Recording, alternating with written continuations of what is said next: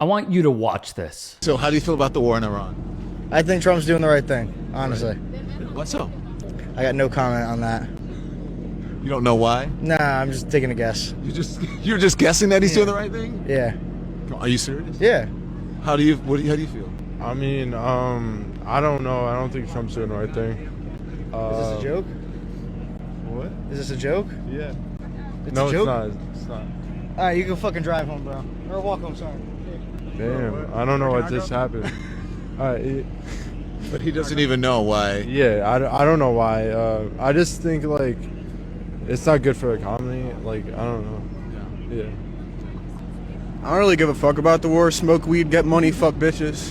Hell yeah. Because it is incredible in so many ways. Plus, it depicts where we are right now as a country to a T. God damn, bro. Low key, this is unironically what, dude, this is the full spectrum. This is the spectrum of American politics. Cultist psychopath who doesn't even know why he likes Trump, but likes Trump. Democrat who doesn't know why he thinks it's bad. And the plurality that goes, whatever, fuck bitches, get money, lamau. He hit 3 of the planks. All 3 are cattle. All 3 of them. Meanwhile, their cousins are gonna get fucking fragged with a goddamn Shahed drone in a matter of a month from now. You can't have a future with a country like this. You can't have a future with a citizenry that is this out of touch with the unlimited super violence that we subject the rest of the world to. The American working class straight up are so far removed from the consequences of our actions. Motherfuckers in here are calling for the draft. I mean, might put an end to this fucking war business very quickly, because a draft would universalize the pain real fucking quick for a lot of these guys. And you know what?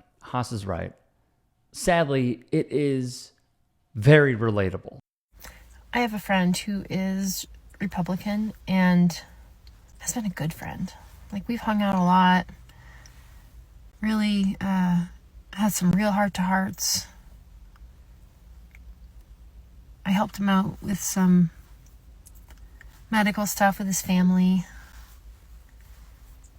And now we're not friends. Then the presidential candidate in 2016 ended up being really extremist. And my mentor was really into it. In 2016, I remember right before the election, he had moved, and I was talking with him on the phone. It was the last time I ever talked to him.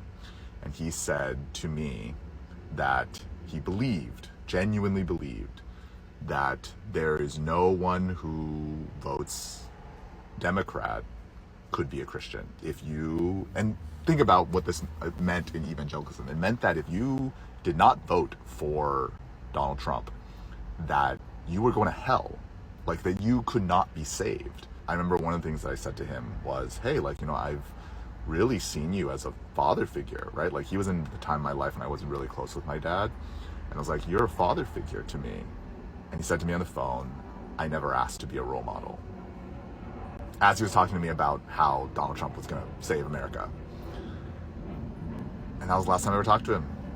And I lost him to the MAGA cult. Because to some extent, we have all dealt with it, as I have displayed by interviewing tons of people on that very subject on this channel. I mean, childhood buddies that we grew up with that have kind of taken on this bizarre persona. Yes. And I can't quite understand it.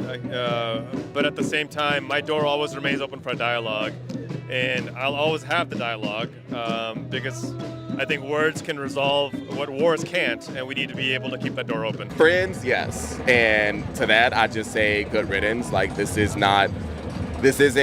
one of those situations where it's one side thinks, my taxes should be going here and this side thinks my taxes should be going here. This is my human rights. Like, this is my rights as a black man. This is my rights as a gay black man, like, in this country. And I'm watching them getting stripped away in front of my eyes. So if you're not on the same side as me, you're against me. I've definitely lost a couple of friends. Our friendship just kind of fizzled out. Didn't talk to them.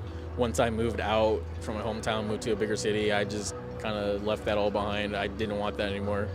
As family members, it just got to a point where I just don't interact with them. If I see them at a family gathering, just say hi, and that's kind of it.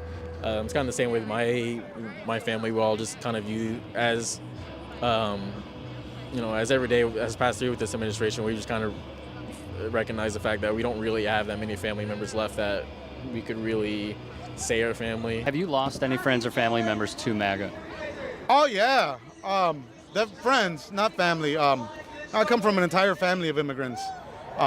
Me and my siblings are first generation here, so we're all products of immigrants, and so I've lost friends. A lot of former military, a lot of friends that I grew up with that I've noticed the ones that think they've got a nice little penny in the bank now are the ones that all of a sudden forget who or what benefits them truly. I'm still working on trying to bring them back around, you know. And what was the moment that they sort of broke away in your eyes? Kind of on the Israel topic. And they just couldn't seem to recognize that it's a genocide and it's just freak shit going on. And the stories are just endless, but let me also weigh in with my own personal experience. Yes, I have family members who are staunch Trump supporters. We do not talk about this stuff. I have received DMs from these people. I have received hate from some people in and outside of my family. But I will just give one quick anecdote. When I really started speaking out about this stuff and covering the intersection of sports and politics, plus with outlining how Colin Kaepernick is right, how his message is pure and rings true. There was one friend who I haven't spoken with in many, many years, who, let's just say he was in law enforcement. He saw a bunch of my posts and a bunch of my work, rather, where I was basically saying, hey, police brutality is a serious problem. What Colin is saying is accurate, and we need to start listening to black and brown people in this country instead of thinking about how, with many people who look like me, that the cops are on your side, when really they have these very deceptive tactics in order to try to get you to incriminate yourself or even have a pipeline to violate your rights through different interactions. Or they just bypass it altogether and violate the rights of black and brown people a lot. The statistics show this. He didn't like that very much. And after texting back and forth and back and forth and back and forth, he would not call me, texting and texting and texting, he then went on to say that he does not want to ever talk to me again. And if anything were to happen to him while he is in the field wearing his badge, it's my fault. That's what he told me. That was about 6+ years ago. This is someone who my family cared for because he was having problems in his own house. He would stay with us over the summer because of said problems. We supported him through thick and thin, still love him to this day, but he is not someone that I recognize anymore. And I think it is because, number one, he got drawn into this cult. And number two, I think law enforcement had a lot to do with it. And being around people who are like-minded to then reinstill those fears that they have as they are literally patrolling society. It is a sad case, but again, the one word that I hit on over and over again, relatable.